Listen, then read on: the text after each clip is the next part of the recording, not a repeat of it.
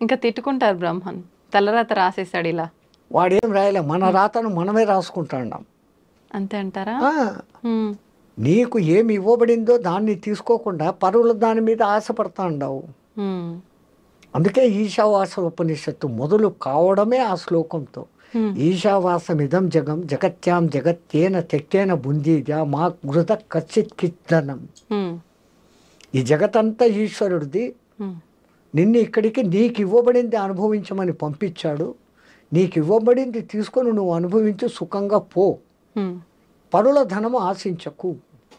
ఎంత అర్థవంతంగా మొత్తం 108 ఉపనిషత్తులలో మొట్టమొదటి ఉపనిషత్తు ఈశావాస్య ఉపనిషత్తు. ఈ మాట చెప్తా ఉంది. ప్రతి దాని వెనకల పరమ పరమ సత్యాన్ని, ఒరే నువ్వు ఇది కాదు అది అన్న సంగతిని బోధిస్తూనే ఉన్నారు. మనం ఆ అర్థాల్లో తీసుకోవడం లేదు. భగవద్గీత నాకు కంఠోపాఠం అందరూ చెప్తారు. భగవద్గీత ఏ భావంతో నువ్వు కూర్చొని అంత భయభక్తులతో చదివితే నీకు ఆ భావం దాంట్లో గోచరిస్తుంది. ఆయన రాసిన ఆయన మహానుభావుడు ఎంత ప్లాన్డ్గా రాసినాడు. ముందు అర్జున విషాద యోగం. ఒక ఆయన నన్ను అడిగాడు, విషాదం కూడా ఒక యోగమా అని. అయినా అసలు అర్జున విషాద యోగం మొదలు కావడం ఎక్కడి నుంచి మొదలవుతుంది? ధృతరాష్ట్ర ఉవాచ. మొదట గుడ్డోడు అడుగుతాడు. గుడ్డోడు అంటే అజ్ఞాని.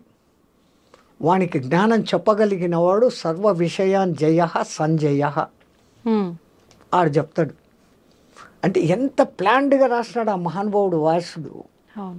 మొదటి శ్లోకం ఏమొస్తుంది? ధర్మక్షేత్రే కురుక్షేత్రే సమావేత మామక పాండవ కిమకుర్వత సంజయ. వాడిది ఒక్కటే ప్రశ్న. అజ్ఞాని వేసిన ఒక్క ప్రశ్నకు సుజ్ఞాని వానికి జ్ఞానం ఇచ్చేదానికి చెప్పాల్సిన సమాధానాలు ఈ 699 శ్లోకాలు. దీంట్లో కృష్ణ ఉవాచలు కొన్ని, అర్జున ఉవాచలు కొన్ని, సంజయ ఉవాచలు కొన్ని. ఇవన్నీ పోతే కృష్ణుడు మాత్రమే చెప్పినటివి కొన్ని 100, 500, 600 శ్లోకాలు. ఆ భగవద్గీతలోనే మనం అర్థం చేసుకోలేక వస్తున్నాం. మొదటి ఇప్పుడు నేను చెప్పాను, ధర్మక్షేత్రే కురుక్షేత్రే సమవేత మామక పాండవ కిమకుర్వత సంజయ అని. ఆ మొదటి శ్లోకంలోనే మొత్తం భగవద్గీత సారమంతా ఆయన నిబిడి కృతించి చెప్పాడు. ధర్మ అనే పదంతో మొదలైంది, కిమకుర్వత సంజయ అనే మాటతో అంతమైంది. ధర్మ జయ. ఎక్కడ ధర్మం ఉంటుందో అక్కడ జయం ఉంటుంది. అట్లాగనే భగవద్గీతలో చిట్ట చివరి శ్లోకం, ఎత్ర పార్థో ధనుర్ధర ఎత్ర కృష్ణుది తత్త శ్రీ విజయ నీతిర్మతి మమ. మమ అనే వర్డ్తో ఎండ్ అవుతుంది. మమ ధర్మ తిరగదిప్పుతుంది. అంటే సంస్కృతంలో భాషను తిరగదిప్పాల. ఈ తెలుగులో 13 అంటారు, 13. కానీ సంస్కృతంలో త్రయోదశి. ముందు 3 వస్తుంది, మళ్ళీ ఇది వస్తుంది. అట్లాగా 14 చతుర్దశి అని వాడంటాడు సంస్కృతంలో. మనం 10, 4, 14 అంటాం. ముందు దశాంశం చెప్తాం, మళ్ళీ ఏకాంశం చెప్తాం. అది ఏమది ఏకాంశమా ఏమో అంటారు, అది చెప్తాం. సో సంస్కృతంలో కొన్ని పదాలు ముందుకు వెనక్కు పెట్టుకోవాలి. అట్లాగనే ఒకప్పుడు పంజాబ్ను పరిపాలించే మహారాణి హోల్కల్ బాయ్ మహారాణి అని ఉండేది. ఆమె మహాజ్ఞాని. ఒకసారి పండిత సదస్సు పెట్టింది. ఆ సదస్సులోకి వచ్చిన వాళ్ళు అష్టావక్ర గీత అంత గొప్పది లేదు అని ఒకడు, శివగీత అంత గొప్పది లేదని ఒకడు, రామగీత అంత గొప్పది లేదని ఒకడు, భిక్షు గీత అంత గొప్పది లేదని ఒకడు. ఇట్లా ఒక్కొక్క గీత గురించి చెప్పుకుంటూ వస్తున్నారు. ఒక ఆయన లేసి, అమ్మ నువ్వు జ్ఞానివి, ఇవన్నీ వింటాండావు, అన్ని గీతలకు మించిన గీత, బ్రహ్మ గీతను మార్చే గీత భగవద్గీత, దానికి మించింది ఏముందమ్మా అన్నాడు. అవును ప్రభు, నేను చదివినా కానీ దాని సారం నా బుద్ధికి ఎక్కడంలే. నువ్వు గీత గురించి ఇంత చెప్పినావు కదా, నాకు ఒకసారి గీత వినిపించు అన్నాడు. నువ్వు ఇంత పండితురాలు, నీకు నేనేందమ్మా వినిపించేది? ఎవడైనా తప్పు లేదు, చిన్న పెద్ద లేదు, జ్ఞానం ఎక్కడుంటే మన దగ్గర తీసుకోవాలని చెప్పండి. నేను చెప్పలేను తల్లి, నా చేత కాదు. అంటే ఎవరు నాకు చెప్తారు, నాకు తపన ఉంది, నేను ఎన్నోసార్లు గీత చదివా, కానీ ఎవడి నోటి నుంచి వింటే నేను దాన్ని పట్టుకోగలను, ఆ పట్టు నాకు చిక్కడంలే. ఎవరు నాకు చెప్తారు? కాశీలో ఎవరైనా ఉంటారమ్మా పెద్ద పెద్ద పండితులు, మీరు కాశీకి పండి ఆయన ఎవరో పట్టుకరండి అని. వీళ్ళు బండి వేసుకొని పోయినారు. పంజాబ్ ఎక్కడ, కాశీ ఎక్కడ పోయినా ఆడే ఎంక్వైరీ చేస్తారు. నాయన ఎవరయ్యా భగవద్గీత గురించి బాగా చెప్తారు. అదో ఆ 90 ఏళ్ళ ముసలాయన ఉన్నాడు చూడు, 10వ సంవత్సరం నుంచి భగవద్గీత తప్ప రెండో పుస్తకం చదవడం లేదు ఆయన. భగవద్గీతకు ఎవరు ఎంతమంది భాష్యాలు రాశారో అవన్నీ పెట్టుకొని ఉన్నాడు. ఆయనకు తెలిసినంత ప్రపంచంలో భగవద్గీత గురించి ఎవరికి తెలియదు. షబ్బాష్, మా మహారాణికి ఇట్లాంటి వాడే కావాలి. ఆయన దగ్గరికి పోయి, అయ్యా మా మహారాణి గారు మీ నుంచి భగవద్గీత వినదలుచుకున్నారు, ఆమె గీత తెలుసు, వినదలుచుకున్నారు. ఆడు బ్రాహ్మణుడు. ఈ బ్రాహ్మణులకు ఒక ఇది ఉంది, బ్రాహ్మణో దక్షిణ ప్రియ, బ్రాహ్మణో భోజన ప్రియ అని అంటారు, తప్పుగా అనుకోకండి. ఈడు రాణి అనే పేరు వినంగానే, ఆహా నాకు రాచవిందు భోజనాలు, ఈ గీతను సాగదీసి ఒక నెల 2 నెలల్లో చెప్పినాను అనుకో, అన్ని రోజులు రాజభోగాలు రాజతిండి, ఇంకా పోయేటప్పుడు రోజు హారతి దక్షిణాలు పడతాయి, వెళ్ళేటప్పుడు మహారాణి భూరి దక్షిణ ఇస్తుంది. ఓ నాయన అలాగే. వీడు బండిలో వీడికి తీసుకొని వచ్చి దింపారు. ఒక 20 రోజులు బండిలో వేసుకొని వచ్చి ఆయన దింపేటప్పుడు దిగినాక చెప్పారు, రేపు పొద్దున మీరు గీత చెప్పే ముందర బాగా ఆలోచించుకొని చెప్పండి, ఆమె కూడా మహా పండితురాలు అన్నారు. ఈ గుండెల్లో రాయబడింది. వామ్మో, ఇంక ఇది ఎట్టరా చెప్పాలన్నా, నాకు 10 దినాలు టైం అయింది. ఆ ఉపనిషత్తుల్లో గీత ఎక్కడుంది, ఈ ఉపనిషత్తులు ఈ కొటేషన్ అంతా 10 దినాలు రాసుకున్నాడు. ఇంకా నాకు ఎదురు లేదు అనుకున్నాను. కాశీ నుంచి వచ్చిన పండితుడు ఎవడో చెప్తున్నాడా అని సభ అంతా నిండిపోయింది. వీడు సభలోకి రాగానే ఈ పొద్దు సాయంత్రం దక్షిణాలే పడిపోతాయి మనకు, హ్యాపీ అనుకున్నాడు. మహారాణి గారు వచ్చారు. ఈయన వ్యాసపీఠం తెరిచి, మహారాణి గీత చెప్తున్నాను, మహానుభావ నాకు అదే కావాలో చెప్పు అన్నాడు. ధర్మక్షేత్రే కురుక్షేత్రే అన్నాడు. ఆహా నా జన్మ ధన్యమైంది మహారాజా, అదే పండిత, నాకు గీత ఇప్పుడు నాకు గీత అర్థమైంది మీ నోటితో విన్నాక. పుస్తకం మూసేయండి అని. వీడు తుస్సు 40 రోజులు బాగా మెక్కుతాము, రోజు దక్షిణ తీసుకుందాము అనుకుంటే ఇట్లా ఆయనే ఒక లైన్కి మండిపోయి, అధ్యాయం చ శ్లోకం చ శ్లోక పాదమేవ చ ప్రతిదినం పటే దశవర్ష సహస్రాన్ని చంద్రలోకం అవాప్నోతు అని ఉందమ్మా. రోజు ఒక అధ్యాయం కానీ, రోజు ఒక శ్లోకం కానీ, కనీసం అర్ధ శ్లోకం కానీ ఎవరైతే చదువుతూ జీవితం చాలిస్తారో వాడు చంద్రలోకంలో 10,000 సంవత్సరాలు సుఖంగా ఉంటాడు అని ఉంది ఫలశ్రుతి. నేను అర్ధ శ్లోకం కూడా చెప్పలే, నీకేం అర్థమైంది అన్నాడు. ఆమెకు వీడి బాధ అర్థమైంది. అరే వీడు బాధపడుతున్నాడు అని. మహారాజ్ పండిత, నువ్వు మా గోశాలకు వచ్చి ఎన్ని ఆవులు ఏలు పెట్టి చూపిస్తావో అన్ని ఆవుల కొమ్ములకు బంగారు మూటలు కట్టి నీకు ఇస్తానయ్యా, నా జన్మ ధన్యం చేస్తున్నావు నువ్వు అని. ఇప్పుడు వీనికి పైసలది సమస్య పోయింది. 1000 గోవులు అడిగితే 1000 గోవుల కొమ్ములకు బంగారు మూటలు అంటే ఇంకేం కావాలి, వీడు ఒక చిన్న రాజ్యం పెట్టుకోవచ్చు.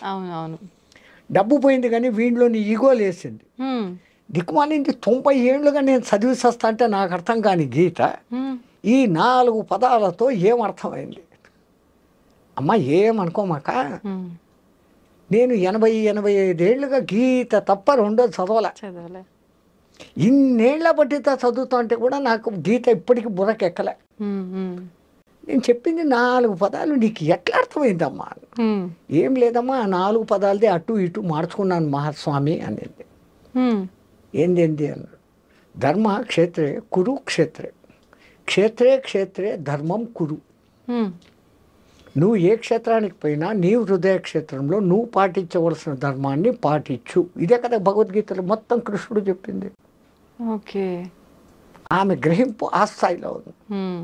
సో గీతలో ఒక్క శ్లోకానికి ఇంత పొడుగు చెప్పచ్చు. ఎవడు చదివిన భావం అది. దుర్యోధనుడు తెలివి తక్కువడు, మూర్ఖుడు అని రాజకాంక్ష ఉన్నోడు అంటాం.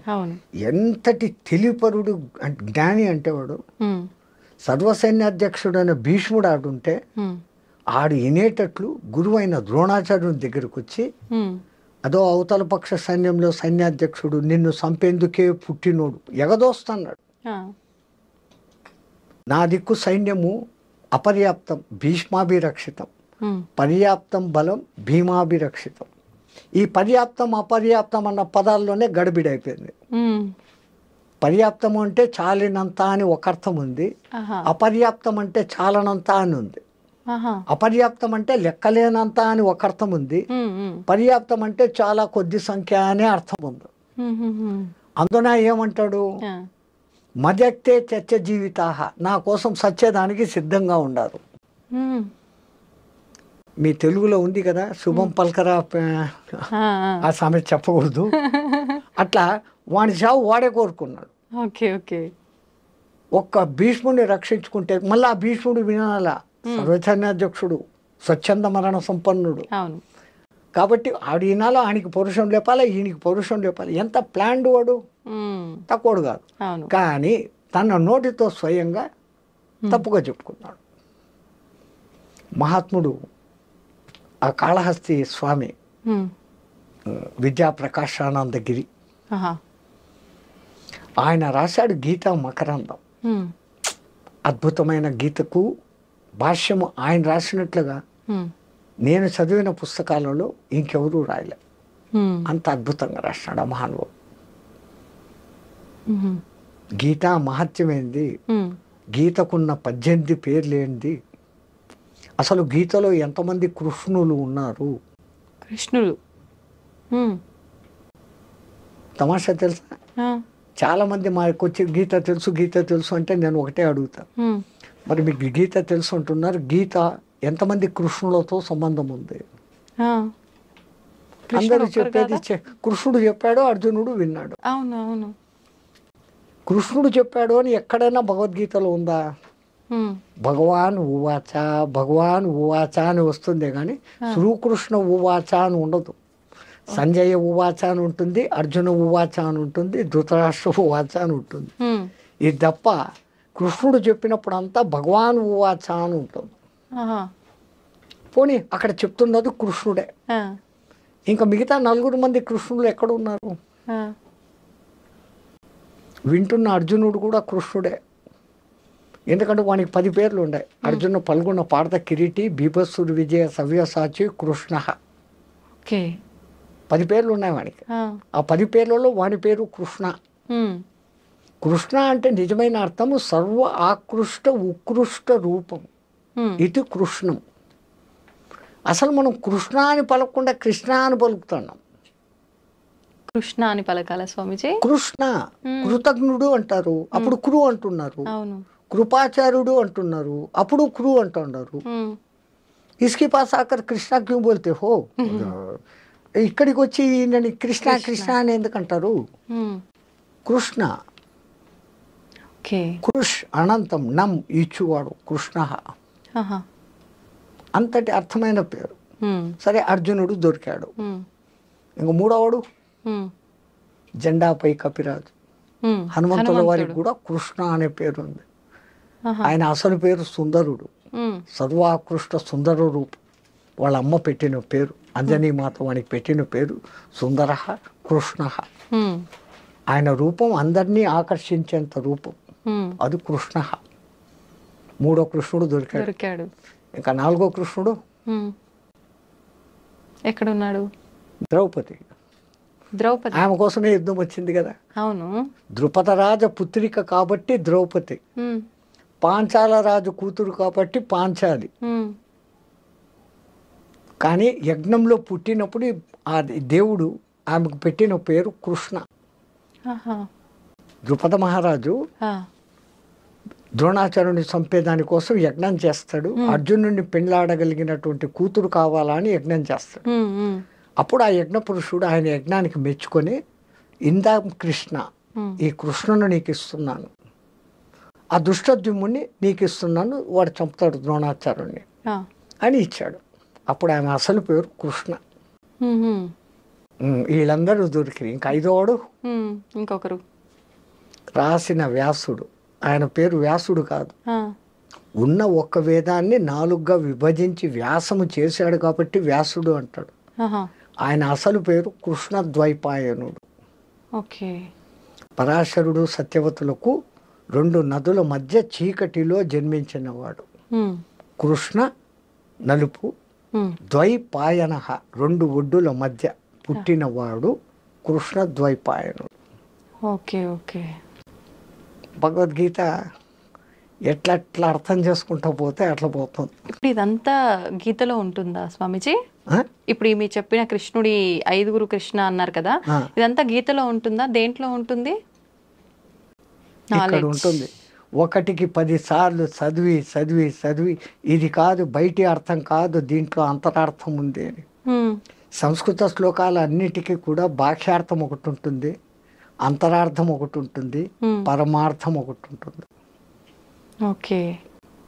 ఇట్లా ఎందుకు రాయబడింది, ఎట్లా చెప్తే ఇంకా సౌజన్యంగా జనాలకు ఎక్కుతుంది అనే తపన ఉండి 1కి 10 సార్లు చదివినప్పుడు ఆ కొత్త భావన ఆ గురువు కల్పిస్తాడు, వస్తుంది. అట్లే ఆ మహానుభావుడు కూడా విద్యా ప్రకాశ్ ఆనందగిరి మలయాళ స్వామి గారి శిష్యుడు. మలయాళ స్వామి ఈయన శిష్యరికానికి మెచ్చి నువ్వు పోయి ఇంకెక్కడైనా ఆశ్రమం పెట్టుకోరా అని అంటే ఆయన పెట్టుకున్న ఆశ్రమం పేరు వ్యాసాశ్రమం. ఆ గురువుకు నేను శిష్యుణ్ణి అంటే ఆయన కొడుకుతో సమానుండని సుఖబ్రహ్మ ఆశ్రమం అని పేరు పెట్టుకున్నాడు. 300-400 గీచా యజ్ఞాలు, అంటే యజ్ఞం కాదు, ప్రవచనాలు, పల్లె పల్లెకు బస్సులు లేకుండా నడిచి ఎడ్ల బండ్లలో కూర్చొని పోయి 300-400 గీచా ప్రవచనాలు చేసి ఆ గురు శుశ్రూష అంతా, ఆ గురు కృప అంత మలయాళ స్వామి కృప ఉండబట్టి ఆ మహానుభావుడు ఈ గీతా మకరందం రాశాడు. దాని పేరే గీతా మకరందం. తేనె కన్నా ముందు రూపం మకరందం. ఆ మకరందాన్ని తేనెటీగలు తెచ్చి రెక్కలతో అల్లారించి గట్టిపరుస్తే వచ్చేది తేనె. తేనె కన్నా మధురమైంది మకరందం.